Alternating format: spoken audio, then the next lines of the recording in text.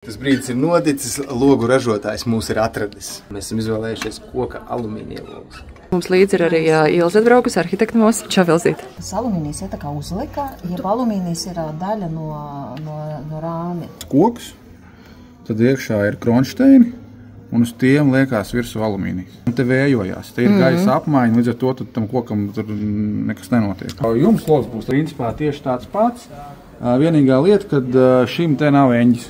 Jā, mums būs ārpusē redzams eņģis, jā, ne? ārpusē redzams eņģis. Un kāpēc? Tāpēc, kad izmērs ir ļoti liels, logs būs līdz zemē. Un līdz ar to tad ar šo te furnitūru to nevar panākt. Un tad ir jātaisa tāda, kas ir sānos ar eņģiem. Gan durvis, gan logi būs vienā dizainā. Jā. Un vēl mēs iegūstam, ka mums būs plašāka aila. Tā aila mums nav plata, bet mēs gribam divas vērtnes.